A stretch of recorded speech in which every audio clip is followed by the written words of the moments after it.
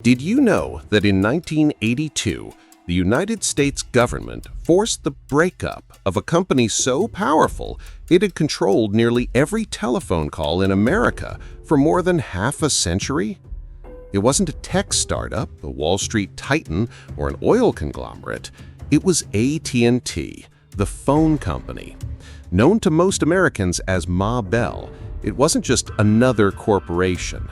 It was the phone company. For generations, you couldn't make a call, install a line, or even buy a telephone without going through AT&T. From your grandmother's rotary dial to NASA's launch control, from Wall Street's ticker lines to Cold War military bunkers, AT&T's network was everywhere. But on January 8, 1982, the hammer came down. The Department of Justice announced that AT&T would be dismantled, not fined, not regulated, broken. A company worth over $150 billion in today's dollars, owner of the legendary Bell Labs, cradle of the transistor, laser, and Unix, was to be carved into 8 separate entities. It was the biggest corporate breakup in American history. The official reason? Monopolistic abuse, a violation of the Sherman Antitrust Act. But behind that tidy legal justification lies something far more complex. For decades, AT&T was seen not as a villain, but as a public servant. It brought phones to every household. It connected farms and cities, hospitals and battlefields. It promised universal service and delivered it. So why destroy it? What if the truth isn't what we've been told? What if the breakup wasn't simply about protecting competition, but about breaking a system too deeply embedded in American life? What if Ma Bell wasn't just a monopoly, but a mirror of how government, science, and private power can quietly fuse into something untouchable? But to understand how it really happened, we need to go back. We go back to the early 1970s, a time when the United States was reckoning with its institutions. The Vietnam War had fractured public trust. Watergate was beginning to cast a long shadow over Washington. Confidence in corporations, once seen as stewards of progress, had started to erode. And in the midst of this national questioning, a strange discomfort began to form around a company that had, for nearly a century, existed quietly in the background: AT&T. Why would a firm so foundational, so seemingly benign, suddenly draw the attention of federal prosecutors, lawmakers, economists, and reporters? Why was a system that had connected America for generations now being dissected, criticized, and eventually dismantled? AT&T wasn't like other companies. It didn't make consumer goods. It didn't advertise on television. It wasn't visible in the traditional sense. It was infrastructure, buried beneath streets, stretched between poles, humming inside walls. For most Americans, it was simply the phone company. And for decades, that simplicity was a comfort. But as the 1970s wore on, that comfort gave way to questions. Why was there only one phone company? Why couldn't customers buy their own telephones? Why were long-distance rates so high, and why did they never seem to change? Why did no one else, no startup, no foreign firm, no local competitor, ever challenge Ma Bell's reach? Was this dominance the product of superior engineering and good service? Or was it the result of legal engineering, regulatory capture, and a market built to exclude? What if AT&T's success wasn't just technological, it was architectural? What if the system had been designed layer by layer to reinforce itself, not to serve competition, but to suppress it? And who exactly benefited from this arrangement? The government? The public? Or the company itself? These weren't just economic questions, they were philosophical. They asked whether a private corporation could grow so large, so entwined with public life, that it began to resemble something more powerful than the state, a utility in name, a monopoly in practice, and a quiet architect of modern society. To find the answers, we must go further back still, to the origins of the system, to the dream that started it all, to the moment when a human voice first traveled through a wire. It began not with a corporation, but with a voice. Thin, crackling, yet unmistakably human. The year was 1876. In a small Boston laboratory, a Scottish-born inventor named Alexander Graham Bell spoke the words that would ripple through history. "Mr. Watson, come here. I want to see you." The device was crude, cobbled together from wires, membranes, and magnets, but it worked. For the first time, sound had traveled across a wire, and with it, the seeds of a new empire had been planted. Bell was not a businessman. He was a teacher of the deaf, an idealist who believed communication could bridge the deepest divides between people. His invention was meant to connect, literally and figuratively. But others saw more.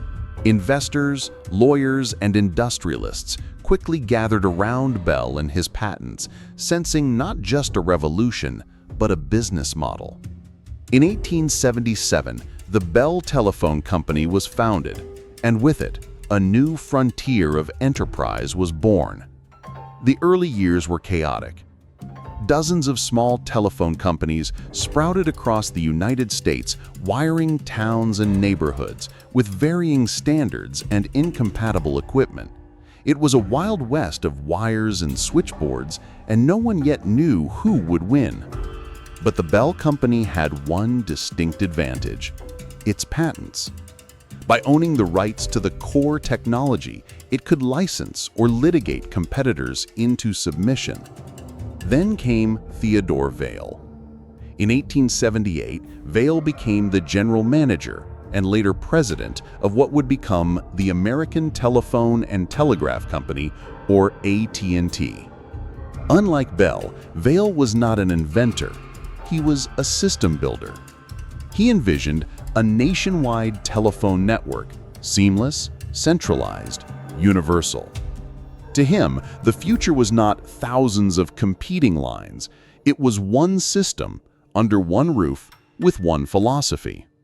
Vail's vision was not merely commercial, it was almost missionary.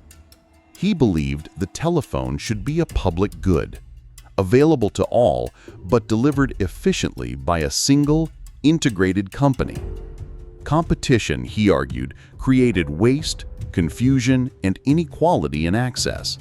What America needed, he said, was one policy, one system, universal service. And so AT&T began to grow, not like a startup, but like a state utility. Its expansion was methodical, calculated, and quietly endorsed by government regulators who saw value in the promise of order. Each new switchboard, each new cable laid was not just infrastructure, but another stitch in a growing monopoly that claimed benevolence as its guiding principle. At the dawn of the 20th century, AT&T was still finding its footing, but the foundation was clear. What had begun as a spark of human curiosity was now evolving into something much larger, a communications empire built not just on invention, but on ideology. The dream was alive, the network was expanding, and no one, yet, was asking whether the cost of connection might someday become control. By the early 1900s, AT&T had outgrown its role as a mere telephone provider. Under the leadership of Theodore Vail, it was becoming something far more ambitious, an architect of national infrastructure. But to realize Vail's vision of a single unified network, AT&T had to do more than innovate. It had to consolidate. The company's first major leap came through acquisition. Using its patent leverage and growing cash reserves, AT&T began purchasing local and regional telephone companies one by one. At first, this was framed as a public good, standardizing equipment, improving service, and eliminating the chaos of incompatible networks. But beneath the surface, a different pattern was emerging. Each acquisition not only expanded AT&T's reach, it erased a potential rival. One of the critical moves came in 1900 when AT&T acquired a controlling stake in Western Union, its largest competitor in the communications space. Though the federal government forced AT&T to divest from Western Union just a few years later under antitrust pressure, the message was clear: Bell was not afraid to challenge giants. Meanwhile, AT&T was laying the groundwork for something that would become the backbone of American connectivity: long-distance service. In 1915, it completed the first transcontinental phone call connecting New York to San Francisco with a line that stretched over 3,400 miles. President Woodrow Wilson listened in. So did Alexander Graham Bell, now an old man who repeated his famous words into the telephone, this time heard from coast to coast. The company's expansion wasn't only physical, it also reshaped the regulatory landscape. In 1913, after pressure from the Department of Justice, AT&T signed the Kingsbury Commitment, a voluntary agreement to allow interconnection with independent telephone companies and to refrain from further acquisitions without federal approval. But this apparent concession only masked the deeper reality. AT&T was being recognized implicitly as the central pillar of American telephony. From its New York headquarters, AT&T began implementing vertical integration. It didn't just run the wires, it manufactured the phones, operated the switchboards, trained the technicians, and owned the research labs. This control over the entire ecosystem gave it an unmatched advantage: quality assurance, cost efficiency, and absolute dominance. For most Americans, the changes were invisible. They picked up their phones, heard a dial tone, and trusted the system would work. They didn't know that the very phone in their hand, its design, color, even its availability, had been decided by a committee at AT&T. They didn't see the corporate memos, the strategic mergers, the regulatory chess moves that slowly transformed a collection of wires into a fortress.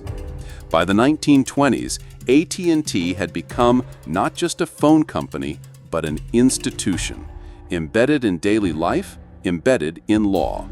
And its leadership believed with near religious conviction that this integration was not only efficient, it was necessary. The empire was forming, quietly, smoothly, with almost no resistance. Between the 1920s and the 1950s, AT&T entered a phase of growth so sweeping, so structurally profound, that it no longer resembled a traditional company.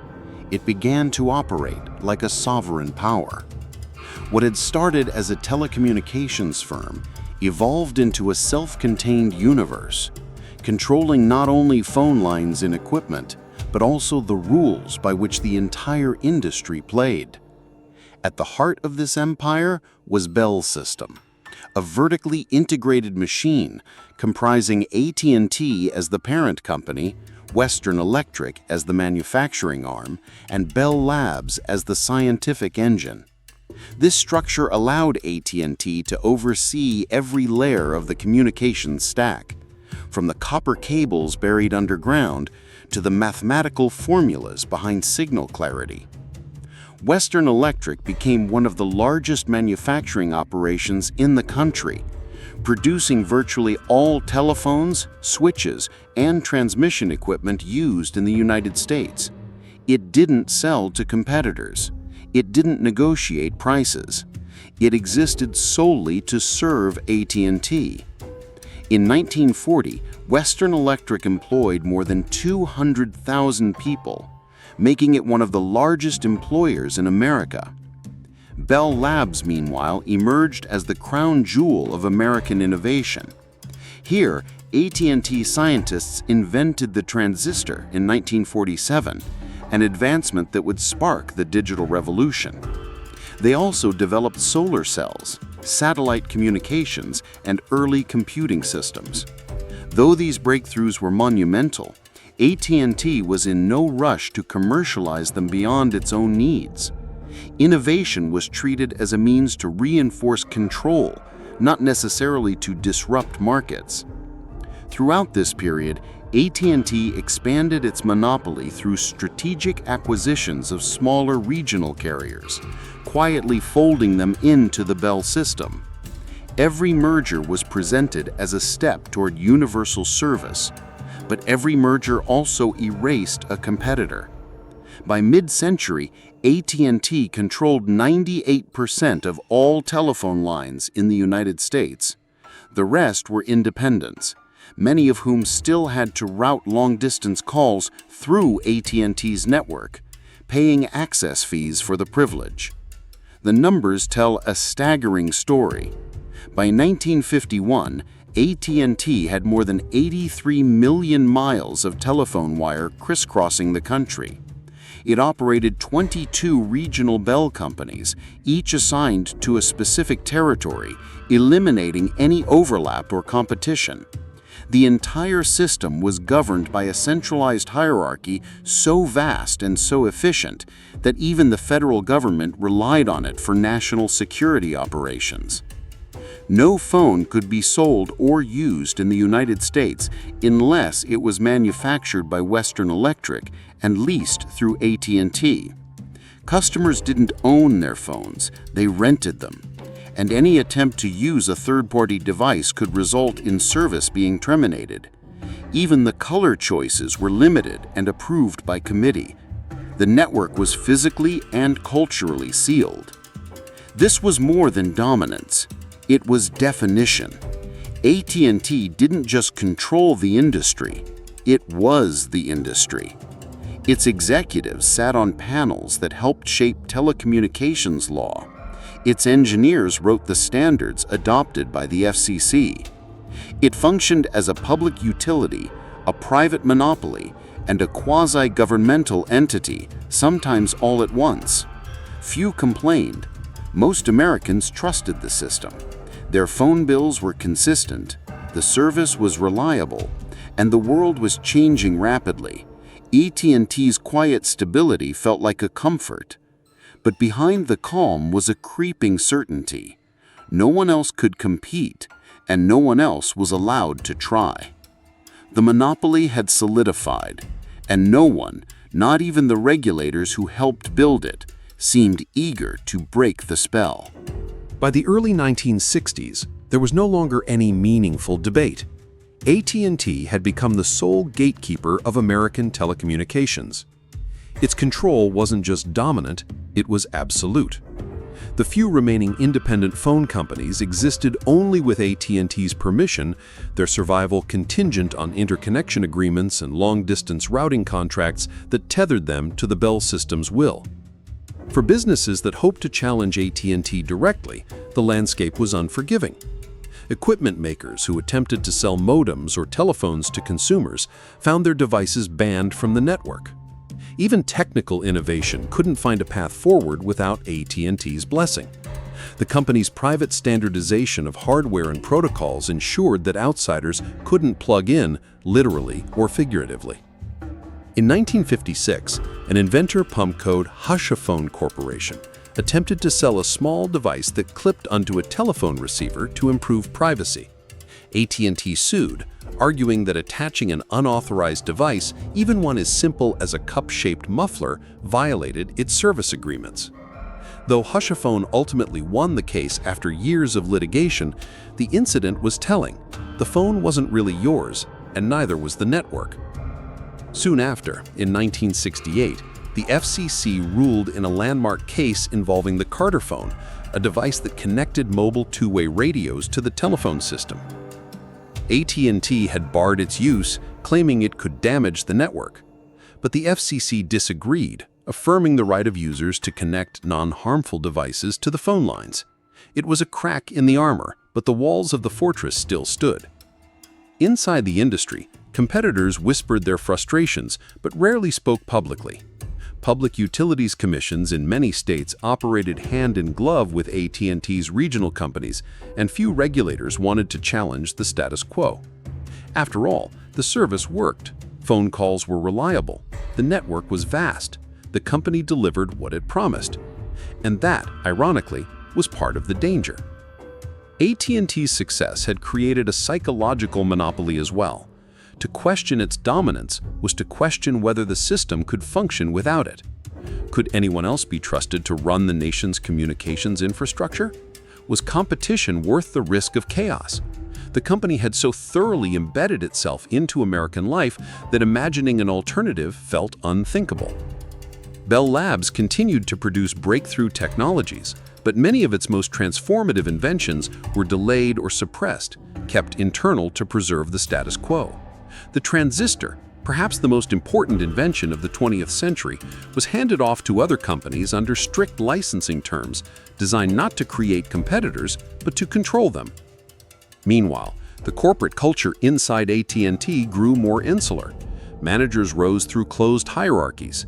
Engineers worked within rigid silos. There was little external pressure to change, to improve efficiency, or to consider disruptive alternatives. Innovation became cautious, incremental, and self-reinforcing.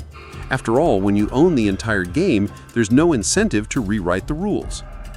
The silence grew louder. No new long-distance carriers, no consumer choice in equipment, no public discussion of alternatives. Just the hum of the dial tone and the soft clatter of switchboards, serving as daily reminders that the system was intact, untouchable, and complete. AT&T had become not just a company, but a closed loop. And in closed loops, even a whisper can sound like thunder. At first, the resistance came as a murmur, a quiet letter, a curious column, a frustrated engineer who dared to say that something felt off. For decades, AT&T's dominance had been so total, so normalized, that any complaint seemed petty, or worse, unpatriotic. But slowly, imperceptibly, cracks began to form in the silence. One of the first sparks came from the fringes of the communications industry. Small equipment manufacturers, those who had been boxed out of the market by AT&T's strict control over phones and devices, began filing formal complaints with the FCC. They argued that their innovations were being stifled, that the public was being denied access to better, cheaper tools simply because AT&T refused to certify them. Consumer advocacy groups started asking questions too. Why couldn't you own your phone? Why were Americans paying rental fees for decades-old equipment when newer, more advanced models were available elsewhere in the world? Why did AT&T have the power to dictate not only service, but hardware, down to the cord, the jack, even the plastic casing? The press took notice.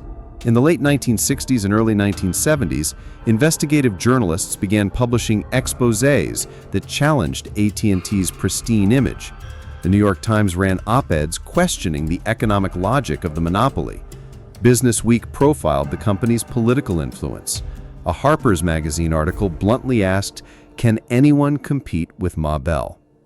Most of these critiques didn't reach mass audiences, but among regulators, economists, and tech insiders, they echoed like distant thunder. A new generation of policy thinkers, influenced by Chicago school economics, began arguing that monopolies, no matter how efficient, were inherently dangerous to markets. They warned that AT&T's size, secrecy, and control were breeding stagnation, not stability. Then came the voices from within. Some former AT&T employees, emboldened by retirement or frustration, started speaking out. Engineers who had worked at Bell Labs described projects that had been shelved, not for technical reasons, but because they might disrupt the company's pricing models. One technician recounted how a cheaper, more efficient switchboard system was blocked from deployment because it would have allowed smaller carriers to gain autonomy. In 1970, a maverick entrepreneur named William McEwen launched a new long-distance company called MCI, Microwave Communications, Inc., which sought to offer competitive rates using microwave relay towers. AT&T tried to block MCI's entry at every turn, refusing to interconnect its network and challenging the company's licenses in court. But MCI didn't back down. Instead, it filed a complaint with the FCC, and later, a lawsuit accusing AT&T of anti-competitive behavior. That lawsuit would become a slow-burning fuse. In congressional hearings, a few lawmakers began voicing concern about AT&T's influence. Representative Lionel Van Deerlen of California questioned whether the FCC had grown too cozy with the Bell system. Senators asked why the Justice Department had not pursued a serious antitrust investigation since the 1950s. The unspoken implication was chilling. Had Ma Bell grown beyond the reach of the law? Even customers began to notice. Long-distance rates were high and inflexible. Service requests took weeks to process. And if you dared to ask about switching providers, you'd be met with a confused stare. There were no other providers. The complaints, though scattered, were beginning to align. Not yet a storm, but a gathering wind. Something was shifting. It didn't begin with a raid or a courtroom clash or a dramatic headline. It began with letters. In the early 1970s, the Federal Communications Commission started receiving an unusual volume of filings related to AT&T. Technical complaints, competitive grievances, and legal challenges from smaller players like MCI. Each letter on its own was modest, but together they painted a portrait of quiet defiance against a company long assumed untouchable. Inside the FCC, the mood was cautious. For decades, regulators had worked closely with AT&T, seeing it less as a corporate entity and more as a partner in national infrastructure. But the regulatory winds were shifting. A new generation of commissioners, influenced by ideas of market efficiency and consumer choice, began to question the foundational assumptions that had kept Ma Bell above scrutiny. By 1971, the FCC had opened multiple dockets examining whether AT&T's interconnection policies were fair. Could it really deny access to upstart long-distance carriers? Could it continue to require exclusive use of its own equipment? These weren't yet accusations of illegality, but they were the first cracks in the regulatory consensus. The Justice Department, too, began stirring. Deep within the Antitrust Division, a small team of lawyers revisited the dusty files of the 1949 case, an earlier antitrust suit that had ended with a narrow consent decree. That settlement had placed limits on AT&T's ability to enter unrelated markets, but it had left the core monopoly untouched. Now the question was different. Had AT&T's very structure become the problem? In 1972, the DOJ quietly launched a new investigation. There were no press conferences, no subpoenas delivered on camera. Just a methodical collection of documents, depositions, and economic analyses. AT&T executives noticed, of course, requests for internal memos began arriving. Former employees were being interviewed. A sense of unease settled over the legal department in New York. In parallel, Congress was beginning to murmur. The Subcommittee on Communications, chaired by Congressman Lionel Van Deerlen, held hearings on the state of the telecommunications industry. Expert witnesses testified that AT&T's practices were hindering innovation. Economists presented models suggesting that monopoly pricing was costing consumers billions. Journalists reported that Ma Bell's influence extended deep into campaign donations and think tank funding. None of this, on its own, spelled doom. AT&T still held the public's trust. It still delivered reliable service to nearly every American home. But the atmosphere was changing. What had once been unthinkable, seriously questioning the company's structure, was becoming, slowly, politically possible. Perhaps most telling of all was AT&T's own response. Internally, Executives began commissioning white papers defending the Bell system model. They hired economists to publish articles extolling the virtues of vertical integration. Lobbyists increased their presence in Washington, reminding lawmakers that telecommunications was a matter of national security. But the legal tide was rising. In 1974, after nearly 2 years of preparation, the U.S. Department of Justice made its move. The antitrust case would not allege corruption or fraud. It would not accuse AT&T of failing to serve the public. It would argue something far more dangerous to the company's legacy, that its very success, its very structure, was illegal. And once that argument entered the courtroom, the question would no longer be whether AT&T had abused its power, but whether that power should ever have existed at all. AT&T had always considered itself above the fray of corporate drama. While other firms dealt with market cycles and public relations crises, Ma Bell operated with the quiet confidence of a sovereign institution. It didn't advertise aggressively. It didn't chase headlines. It simply existed, ubiquitous, reliable, essential. But by late 1974, that posture was beginning to crack. The Department of Justice had formally filed suit, alleging that AT&T's structure violated the Sherman Antitrust Act.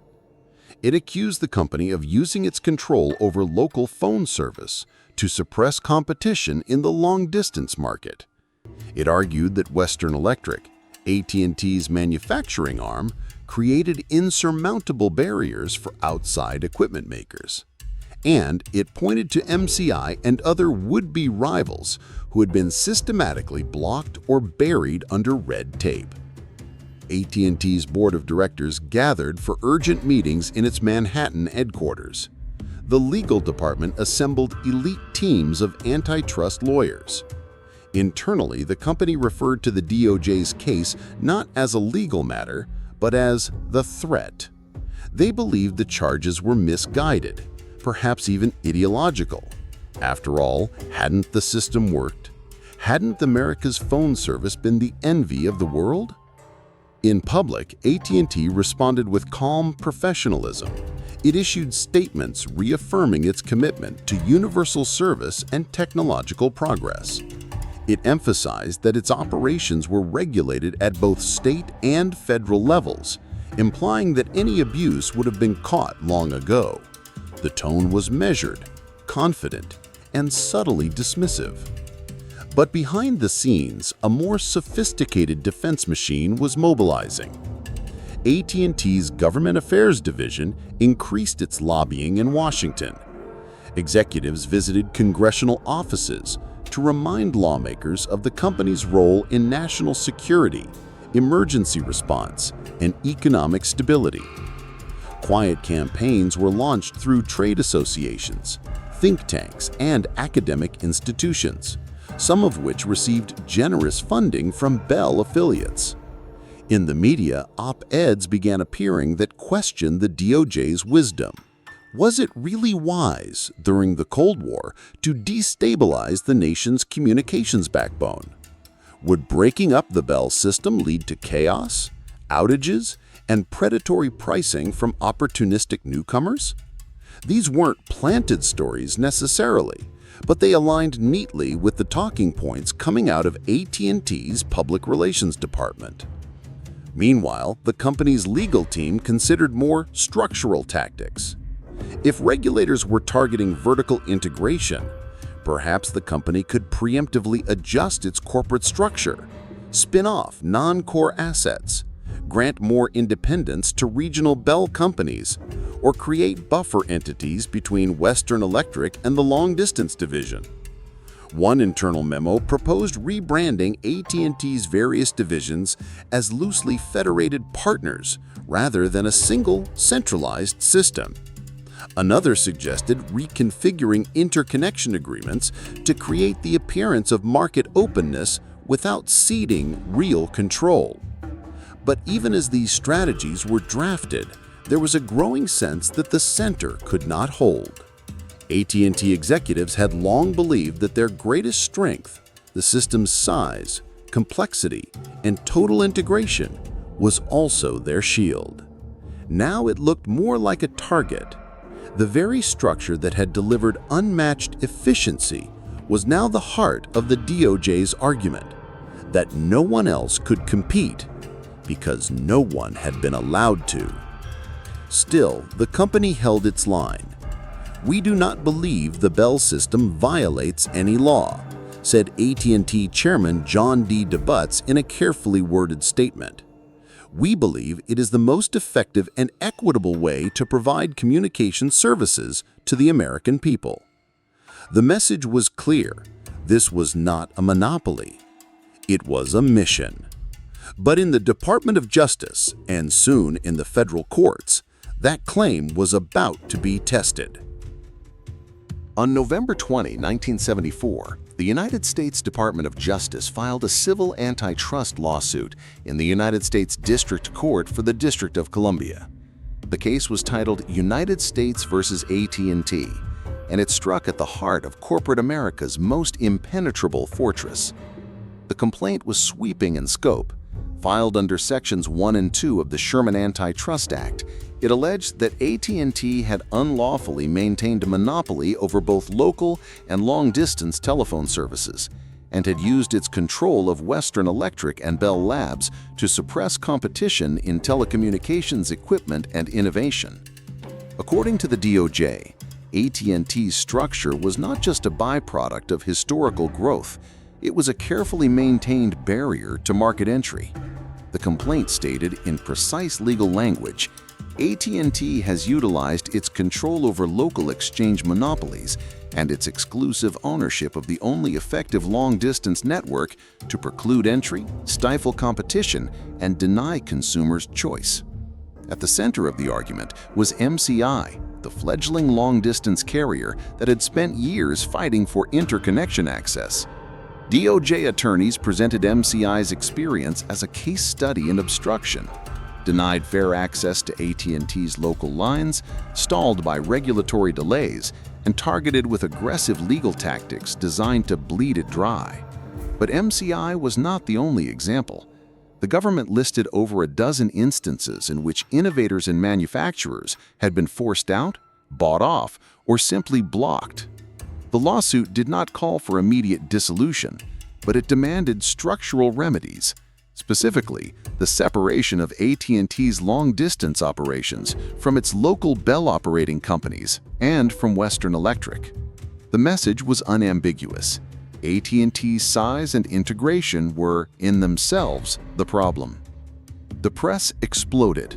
Front-page stories ran in the New York Times, the Washington Post, the Wall Street Journal. For the first time, Americans who had grown up with Ma Bell as a silent partner in daily life were forced to consider the phone company as something more controversial, a monopoly under federal indictment. Some headlines were clinical. Justice Department sues to break up AT&T. Others were dramatic. The end of the line for Ma Bell? Public reaction was mixed. Consumers were confused. Why fix what wasn't broken? But within business and legal circles, the filing was seen as a thunderclap. It marked the most significant antitrust action since the breakup of Standard Oil in 1911, and it signaled that the federal government was no longer content to let natural monopolies operate unchecked. On Wall Street, AT&T's stock dropped nearly 5% in a single day, its steepest decline in years. Analysts warned that the uncertainty surrounding the case could shake investor confidence across the regulated utilities sector. Other monopolistic giants, from railroads to energy providers, took note. The rules were shifting. Inside AT&T, the filing crystallized what had previously been a growing sense of dread. Legal teams moved from contingency planning to full-scale defense mode. Public relations staff were ordered to prepare responses for every imaginable scenario. Executives began circulating talking points to employees, assuring them that the company would prevail and that the Bell system would endure. But in Washington, the tide had turned. For the first time in nearly a century, Ma Bell would have to stand in court, not as a witness to progress, but as a defendant accused of using progress to prevent others from even entering the race. And the courtroom drama was just beginning. On January 15, 1975, the courtroom at the E. Barrett Prettyman United States Courthouse in Washington, D.C., filled with the quiet murmur of anticipation. The first pre-trial hearing in United States the AT&T was set to begin. Rows of government attorneys, corporate counsel, economists, and journalists packed into the chamber. Some had notebooks, others carried yellow legal pads stacked high with years of filings, memos, and depositions. For many in the room, this was not just a lawsuit, it was history unfolding. Presiding over the case was Judge Harold H. Green, a former Justice Department lawyer with a calm demeanor and razor-sharp command of antitrust law. Though Green had yet to reveal how he viewed the arguments, both sides knew he would shape the destiny of the most complex antitrust case in modern American memory. AT&T's legal team entered with quiet gravitas. Led by William T. Coleman Jr. and Thomas G. Krattenmaker, they projected a sense of institutional confidence. They didn't come to posture, they came to argue the law. Behind them sat executives in dark suits, men who had spent decades guiding the Bell system through regulation, war, and innovation. They now watched as their life's work stood trial. Representing the Department of Justice was a young and aggressive team under Assistant Attorney General Thomas E. Cowper. They arrived sharp, energetic, and meticulously prepared. With them were boxes of exhibits, internal AT&T memos, market studies, letters from competitors denied interconnection, each item marked, logged, and tabbed for quick reference. The courtroom itself, though grand in architecture, took on the feel of a pressure chamber. Judge Green opened with procedural matters. He made it clear the case would be complex and long. Discovery would take years. Testimony would span industries. The government was alleging structural monopolization, not a narrow set of abusive behaviors, but a systemic design problem. And AT&T, for its part, denied every word.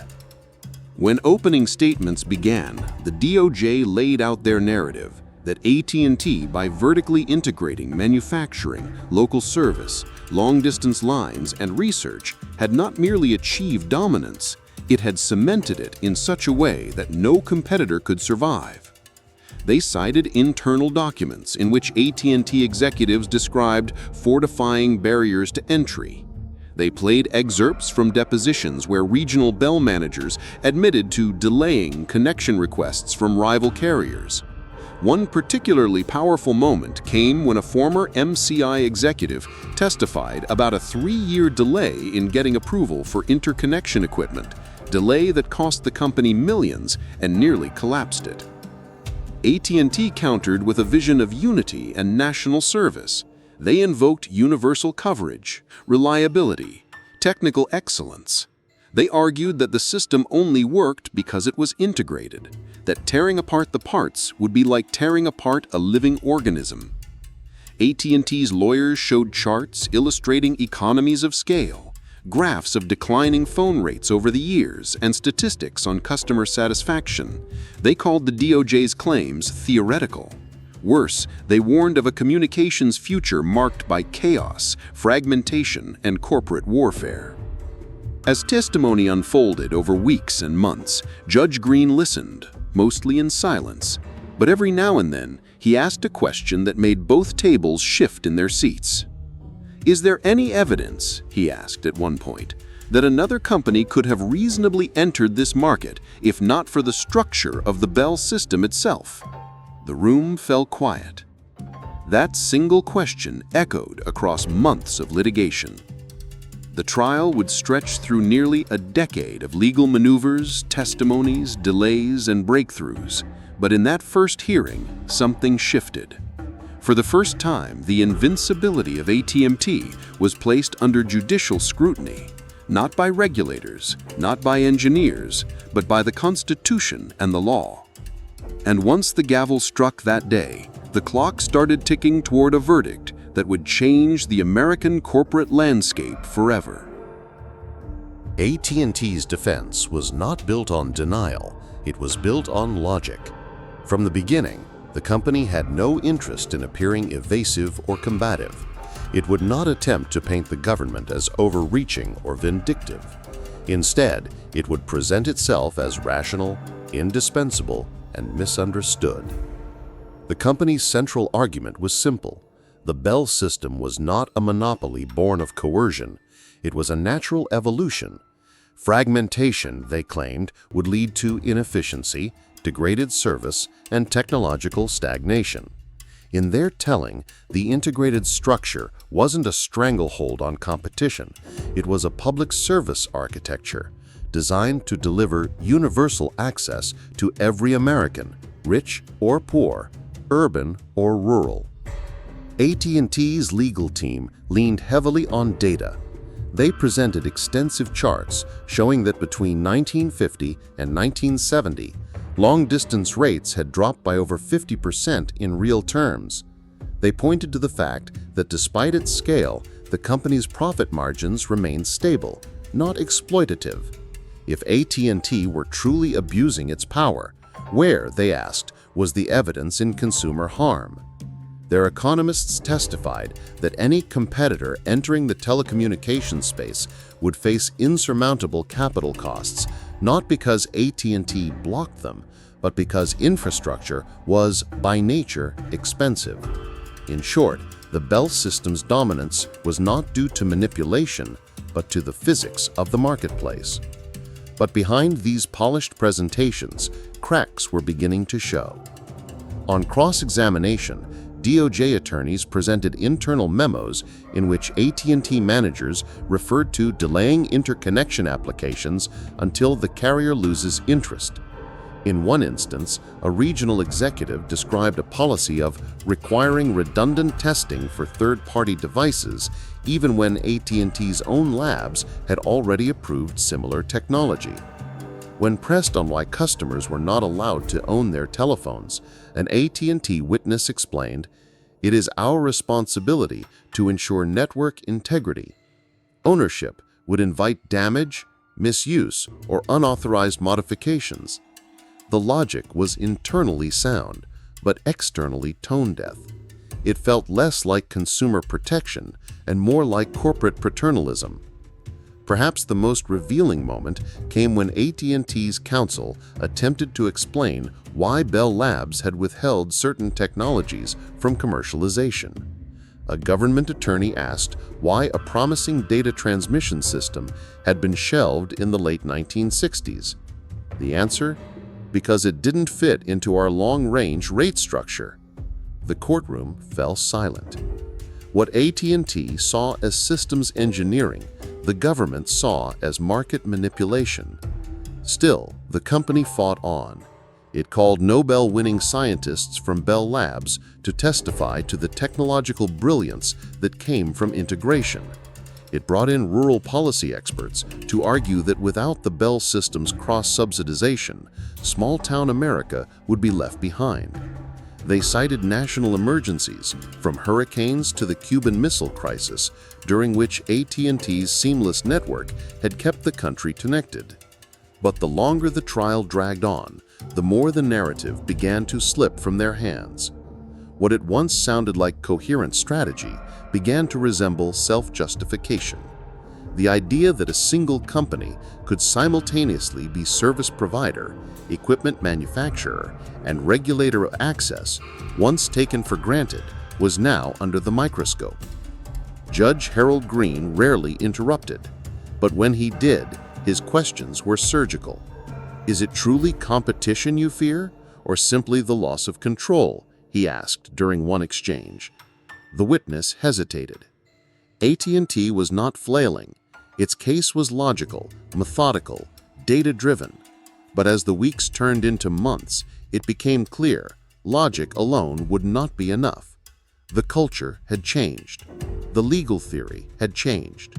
And most dangerously, the mood in Washington had changed. The Bell system had spent decades proving it could connect a nation. Now, it was struggling to convince the court that only it should be allowed to. It came from a man no one had expected, a mid-level engineer, tucked deep within one of the regional Bell operating companies whose name had barely registered in the hundreds of witness lists. His appearance on the stand was unremarkable. His tone, even more so.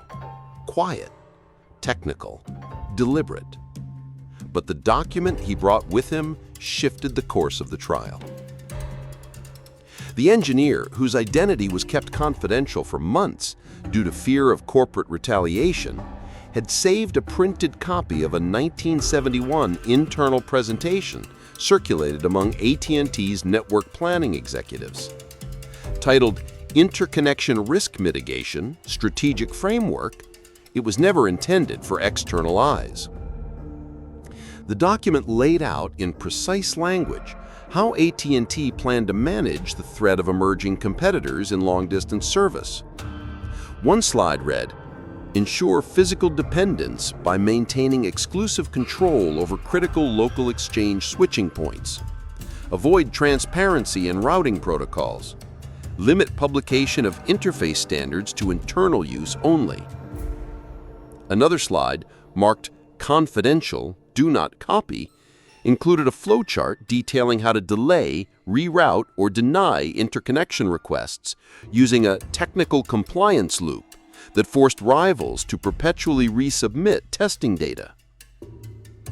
For months, AT&T's legal team had insisted that any delays faced by companies like MCI were bureaucratic necessities or isolated technical misunderstandings. Now the court had in hand a document showing that those delays had been policy, codified, deliberate, and systematized. The courtroom shifted in mood. Journalists in the press box leaned forward. The DOJ team, until then focused on slow, methodical evidence, seized the moment. They moved to enter the document into the record. AT&T's attorneys objected, arguing that the presentation represented a fringe viewpoint, never officially adopted. But when asked whether any executive had formally disavowed the strategy, there was only silence. The judge allowed it in. It wasn't just the document. In the weeks that followed, other surprises surfaced. A former marketing director at Western Electric testified, under subpoena, that internal pricing models were designed not only for cost recovery, but for strategic obstruction. He admitted that certain parts were deliberately priced higher for independent carriers than for Bell affiliates, under the logic that they'll either pass the cost to their customers or walk away. And then came the tape.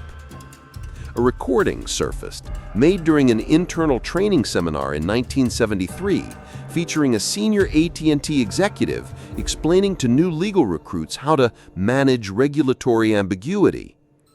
In the recording, the executive chuckled, saying, "The FCC wants us to publish interface specs. Fine, we'll bury them in 10,000 pages of system documentation and send them the whole thing. Let them find it." The courtroom listened in stunned silence. It wasn't criminal. It wasn't overt sabotage. But it was something else. Contempt.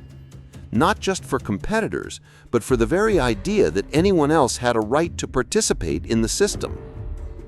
AT&T had long argued that its network was too fragile to allow careless integration, that control was a form of stewardship. But the emerging picture was different. A fortress, intentionally sealed, defended by red tape and technical obscurity, where exclusion wasn't an accident, it was strategy. What had begun as a case about market theory was now a story of behavior, a culture of protectionism, a quiet, calculated war against anything that threatened the system's integrity as defined by the system itself. Judge Green took note silently, his expression unchanged. But the tone of the trial had shifted. No longer was this a debate about efficiency versus regulation. It had become something deeper, an inquiry into the nature of institutional power, and whether a private company had grown so large, so central, that it no longer recognized any boundary between the public good and its own survival. The illusion was breaking, and for the first time, it looked like Ma Bell might not be able to put it back together. By the spring of 1980, the trial had become more than a legal proceeding. It was a spectacle. The courtroom no longer felt like a battleground of economists and engineers. It had transformed into a theater of conflicting ideologies, reputations at stake, and the looming sense that something foundational was about to collapse. The DOJ continued to introduce witness after witness, not only external competitors, but also former AT&T insiders who spoke with the weariness of those who had once believed in the system, only to become disillusioned by what they saw behind closed doors. Then came the internal contradictions.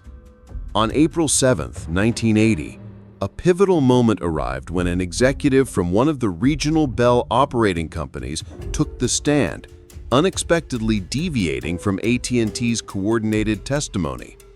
Under oath and under pressure, he admitted that regional subsidiaries were not as operationally autonomous as the company had portrayed.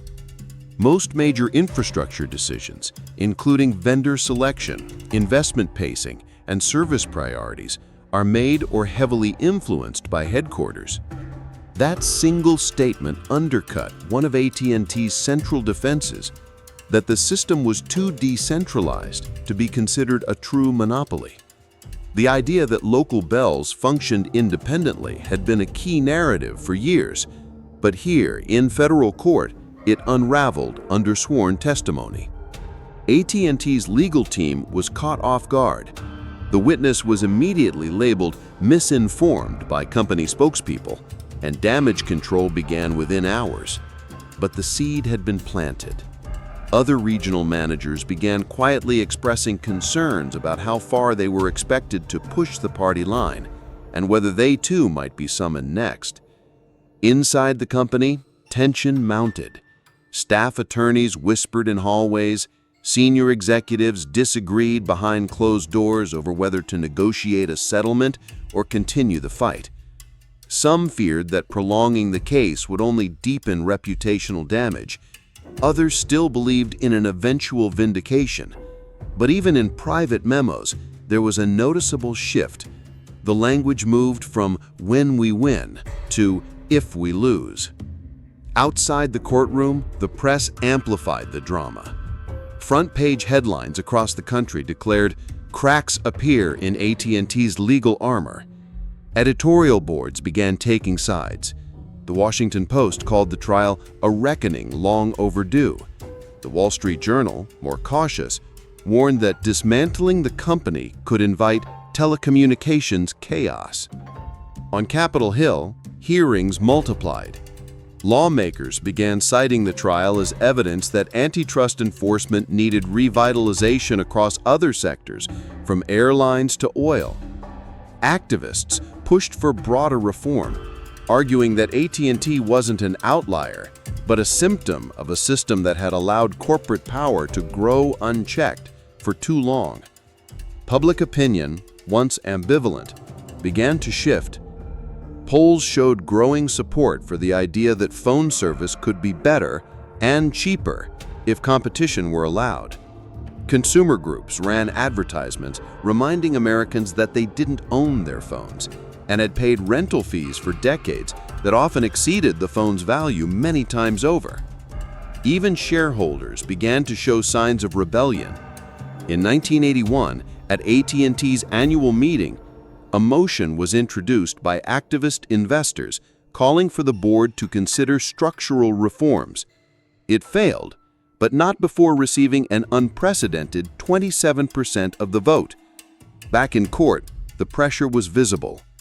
AT&T's lead attorneys began shortening their witness lists. Some expert testimony was dropped. Discovery requests that once took months to fulfill were now produced within days. The tone was changing, from defiance to triage. The trial, which had once felt endless, now had momentum. The judge's questions became sharper, his requests more pointed. And through it all, the Bell system, the most intricate, far-reaching corporate structure ever built in America, was starting to look like it might not survive the scrutiny it was never supposed to face. The storm was no longer on the horizon. It was inside the building. On January 8, 1982, after 7 years of legal battle and hundreds of thousands of pages of evidence, the United States government and AT&T announced a settlement that would change the structure of American telecommunications forever. It did not come with handcuffs. It was not punctuated by a gavel strike or a televised courtroom scene.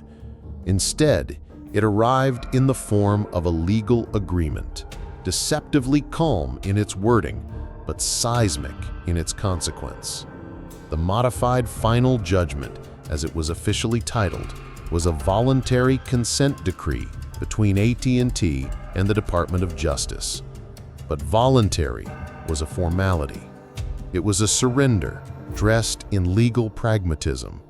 The Bell system, the largest and most integrated corporate structure in the country, would be broken apart.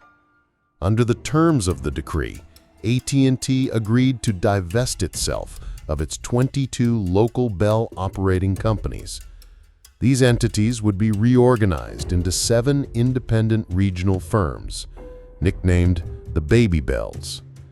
AT&T would retain its long-distance services, its research arm Bell Labs and Western Electric, but it could no longer offer local phone service or use its control over local exchanges to block competitors.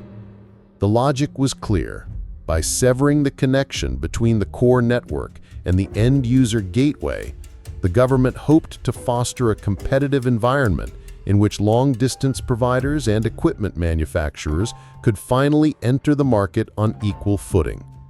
When news of the settlement broke, reactions were immediate and polarized. The Department of Justice hailed it as a landmark victory for antitrust enforcement. This is not just a remedy for the past, it is a structural foundation for the future, said Assistant Attorney General William Baxter. Advocates of deregulation celebrated the agreement as proof that even the most entrenched monopolies could be dismantled peacefully through legal process. AT&T's official response was measured. In a statement released that morning, the company acknowledged the decision with regret, but also with a sense of purpose, vowing to continue delivering the highest standards of service in a new and evolving landscape. But behind closed doors, the mood was somber. For many AT&T executives, the breakup felt like an existential rupture. Some had spent their entire careers climbing the ranks of a system that was now being disassembled. Internal memos revealed confusion over operational continuity, regulatory uncertainty, and, most painfully, identity. What was AT&T now, if not the Bell system? In the markets, the reaction was volatile. AT&T stock plunged more than 12% in the days following the announcement, wiping billions off its valuation. Analysts scrambled to adjust models. Investors flooded switchboards with questions. Who owns what now? Will the Baby Bells compete? How will long-distance prices be affected? Within days, the Federal Communications Commission began the long and arduous process of implementing the decree. New regulatory frameworks were drafted, interconnection rules rewritten, technical standards updated to allow for competing networks to share infrastructure without gatekeeping. The telecommunications landscape, once frozen in amber, was suddenly in motion. The sound was not celebratory. It was eerie, like the silence that follows a building's demolition, not the bang, but the dust that hangs in the air afterward. What had begun as a sprawling legal inquiry had ended with a quiet line in a court filing and a precedent that would echo for generations. The Bell system was dead, not by revolution, not by scandal, but by a legal settlement whose cold precision achieved what no market force, no political speech, and no competitor ever could. The ink had barely dried on the modified final judgment when the markets delivered their own verdict. In the days following the breakup announcement, AT&T's stock plummeted, dropping nearly 25% over the course of a month. For a company long seen as a safe harbor in American portfolios, the sudden volatility was jarring. Pension funds, insurance companies, and conservative investors who had parked billions in Ma Bell watched in disbelief as decades of perceived stability evaporated in a matter of weeks. Shareholder meetings turned tense. The questions were no longer about dividends or expansion plans. They were about survival. How would the company operate without its regional arms? Who would regulate pricing in this new decentralized environment? Would the baby bells undercut AT&T's long-distance services or eventually become competitors? Internally, the mood was somber and disoriented. For employees who had spent their careers within the Bell system, the breakup felt like an identity crisis. Job roles shifted overnight. Entire departments were reassigned, renamed, or made redundant. Middle managers who had once overseen entire regions now found themselves answering to unfamiliar corporate parents. Engineers at Bell Labs questioned whether their research would still be funded.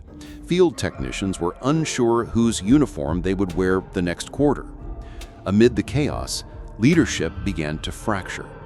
John D. DeButz, the long-serving chairman of AT&T, who had spent years defending the company's structure as a sacred model of public-private balance, had already retired in 1979, sensing the legal storm ahead. But his successor, Charles L. Brown, now found himself at the center of a corporate implosion. Though he had negotiated the final terms of the consent decree, Brown struggled to stabilize morale or define a coherent vision for the new AT&T.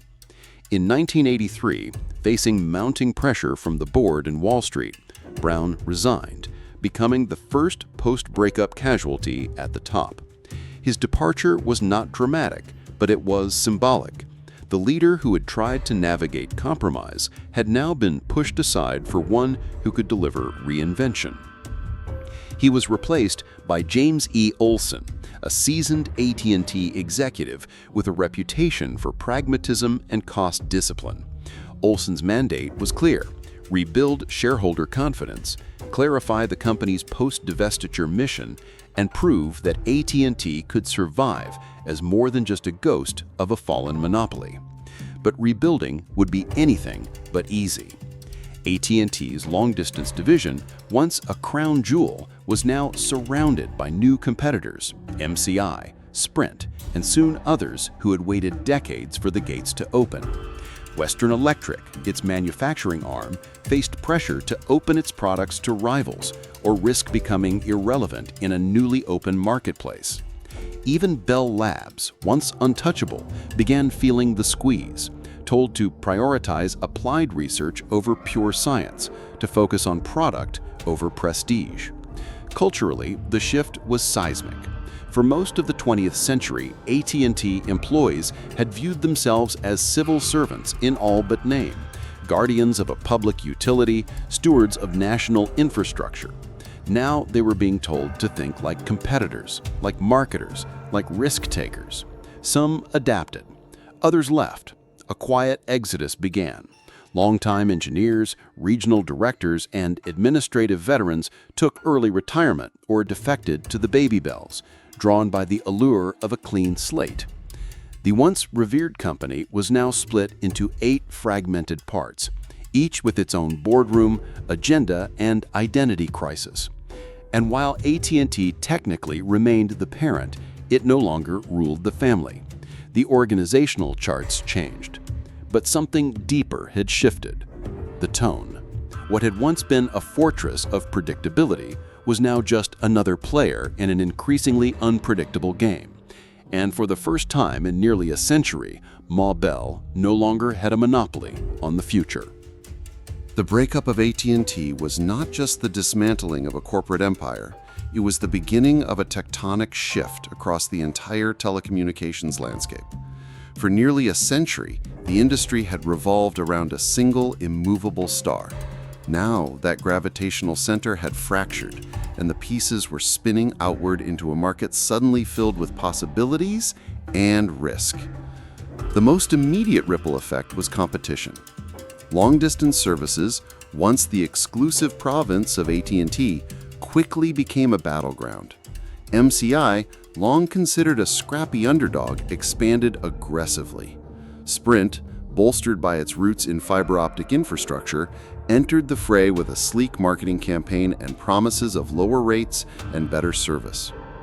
By 1984, only 2 years after the decree, AT&T's market share in long distance had already begun to erode, from over 90% to just under 85%, and falling.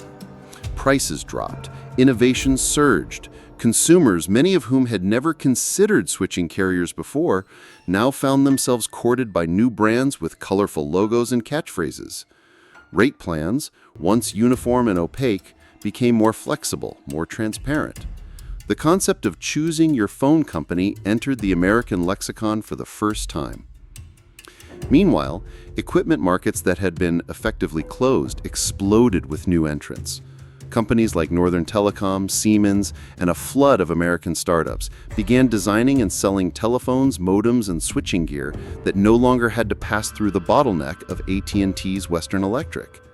The telephone went from being a government-approved appliance to a consumer product, like a TV or toaster.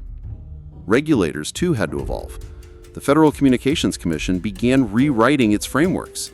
No longer acting as a quiet overseer of a monopoly, it now had to function as an active referee in a competitive market. Rules around interconnection, number portability, and equipment certification had to be invented or radically revised. New questions emerged.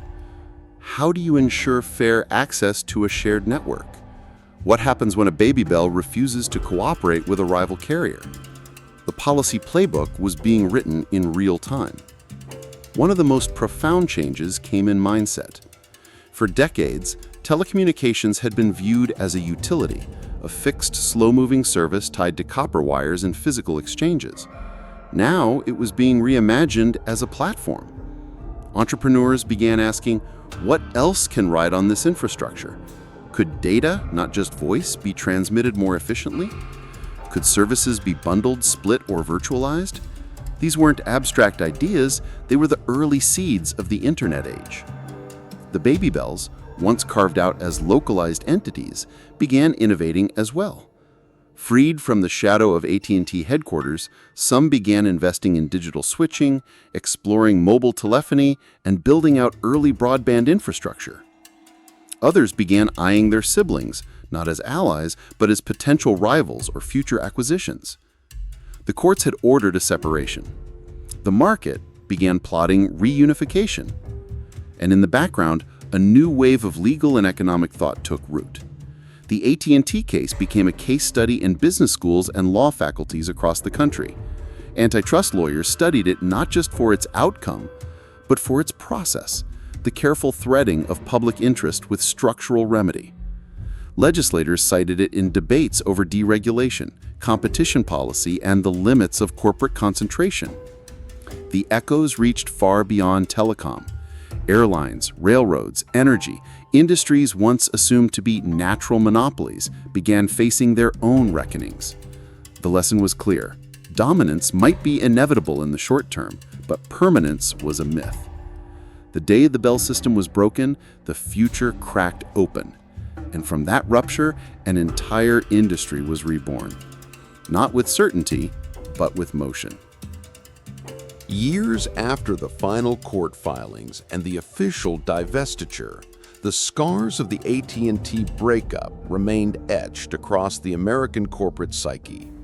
The event had ended with no parade, no moment of catharsis, just a slow unwinding of the largest, most intricate monopoly the United States had ever known. But while the network was divided, the memory of Ma Bell proved harder to dismantle. Inside the new AT&T, a sense of loss lingered. Employees who had once recited the Bell system's mission, universal service, national unity, technological leadership, now found themselves in a company stripped of its former identity. The beige rotary phones and blue service vans were gone. The company's motto changed. The culture shifted. And though AT&T retained long distance and Bell Labs, it no longer had the gravitational pull it once did. Many retirees looked on with quiet grief. They had worked through wars, through the Depression, through the rise of the suburbs and the space race. To them, AT&T had not been a profit engine. It had been a civil institution, a calling. The breakup, in their eyes, wasn't just regulatory housekeeping. It was a dismantling of public trust, carried out by a generation that no longer understood the pact between company and citizen. For others, the pain was reputational. Before the case, AT&T had enjoyed a halo of respectability. It was a staple of the Dow Jones, a darling of educators and economists. Bell Labs alone had won multiple Nobel Prizes. After the case, that narrative changed. The company that once symbolized American ingenuity was now held up, fairly or not, as a symbol of bloated power and systemic exclusion. Alexander Graham Bell, long since gone by the time the trial began, was quietly recontextualized. No longer simply the benevolent inventor who brought voices to life, he became, like so many visionaries, an origin point for an institution that had outgrown its ideals. His name was still spoken in reverence, but now tinged with irony.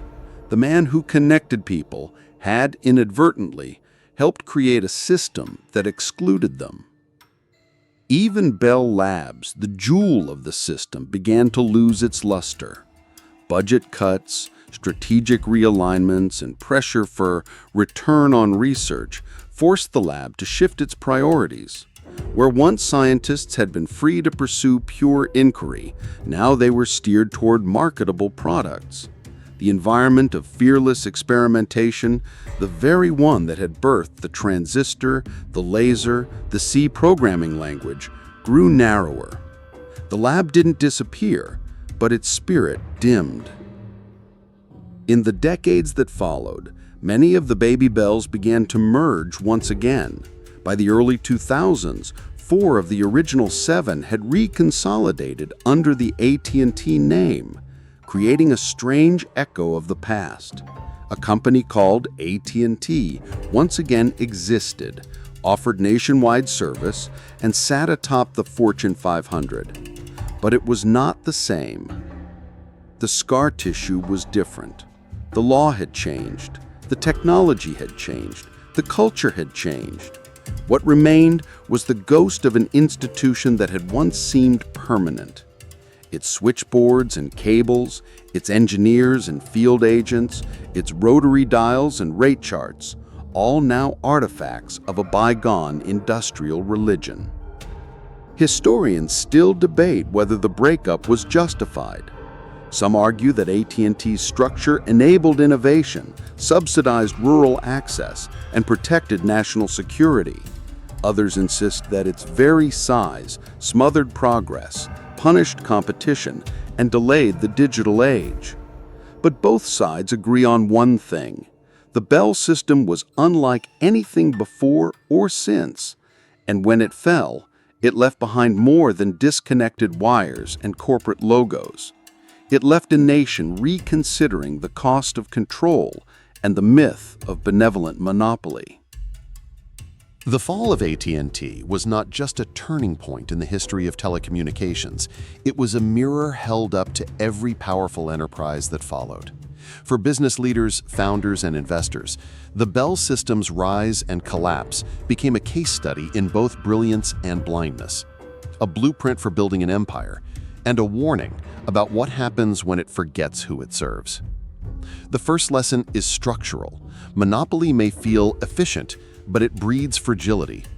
AT&T's integrated model worked until it didn't.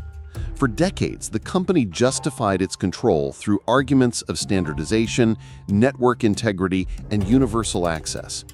But those same arguments became liabilities once the political and cultural tides shifted. The moment regulators and the public began to value flexibility over uniformity, choice over control, the same structure that once protected AT&T became the very thing that doomed it. For modern founders, especially in platform businesses, the lesson is clear. Integration without openness invites scrutiny. The more central you become, the more transparent you must be. The second lesson is cultural. Success can outgrow self-awareness. Within AT&T, the belief in its own benevolence was so deeply entrenched that criticism felt like betrayal. Engineers, lawyers, and executives genuinely believed they were serving the public good, and in many ways they were. But that belief became armor. It blinded leadership to external realities. It made them slow to adapt, reluctant to listen, and dangerously confident in their own narratives. Today's corporate giants would do well to ask, is our mission still being interpreted the way we think it is? Do our customers still trust us? Or are we mistaking silence for approval? The third lesson is legal. Regulatory shelter does not last forever. For much of the 20th century, AT&T operated under the implicit blessing of the U.S. government. It had relationships with regulators, support from the military, and a reputation as a responsible steward of infrastructure. But the Sherman Antitrust Act, long dormant in telecom, proved that even deep-rooted legal inertia can shift under pressure. When the environment changes, old protections become brittle. In today's climate, where tech giants walk a similar tightrope, this lesson feels particularly urgent. Legal risk is not static. It compounds, quietly, until a single triggering event, public outrage, political transition, market failure, forces the system to respond. The fourth lesson is strategic. Innovation hoarded is innovation wasted. Bell Labs invented the transistor, but did not commercialize it at scale. It developed data technologies, yet slowed their release to protect revenue streams. In its effort to preserve the status quo, AT&T inadvertently delayed the very future it could have led.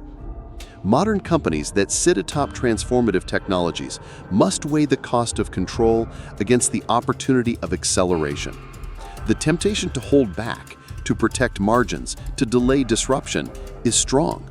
But history shows that control eventually invites challengers, and delay often empowers competitors. And finally, the fifth lesson is existential. No company is too big to be questioned. AT&T was once seen as a permanent fixture of American life, like the post office, like the power grid. It defined the way people communicated. But permanence is a story businesses tell themselves. The reality is that every dominant system contains the seeds of its own undoing, whether through cultural arrogance, technological inertia, or legal miscalculation. Startups should study AT&T not just for its fall, but for its design, its discipline, its audacity.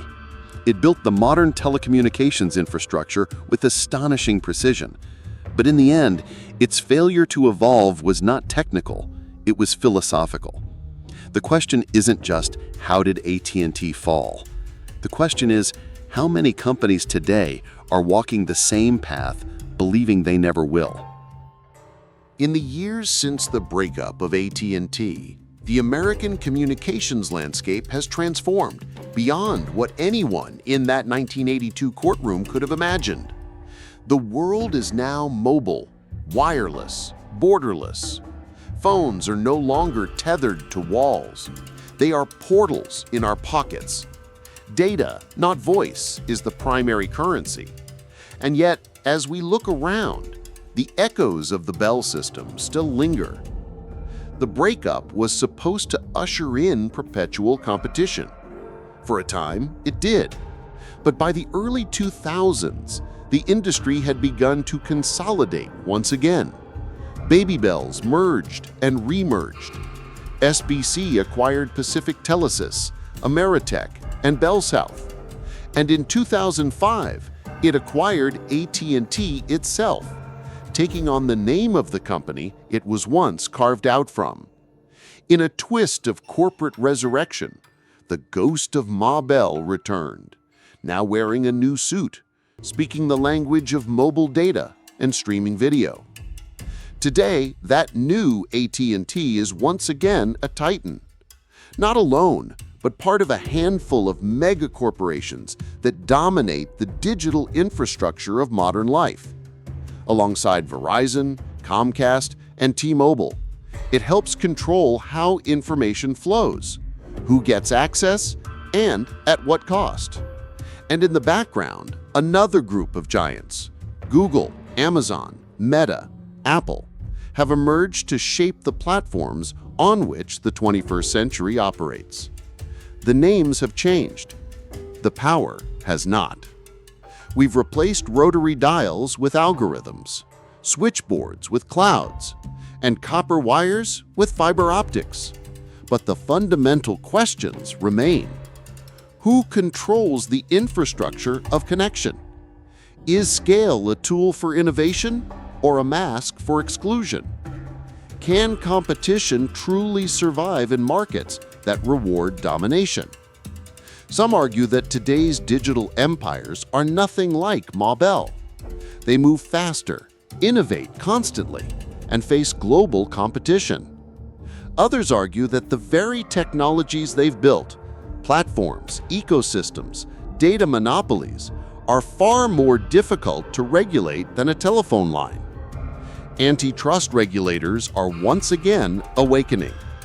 In Washington, in Brussels, in capitals around the world, lawsuits are being filed, investigations launched. Terms like gatekeeper, self-preferencing, and network effect now populate court documents. But will history repeat itself? Or has the game evolved beyond the reach of 20th century remedies? The story of AT&T is not just a historical episode. It is a pattern. A rise through invention, a dominance through structure, a fall through law, and perhaps a resurrection through rebranding. Which brings us to the present. The cables may be different, the platforms more invisible, the pace faster, but the architecture of power, it still looks familiar. The Bell system may be gone, but the questions it raised about trust, access, control, and the role of corporations in public life are more alive than ever. And if history is any guide, the file is closed for now.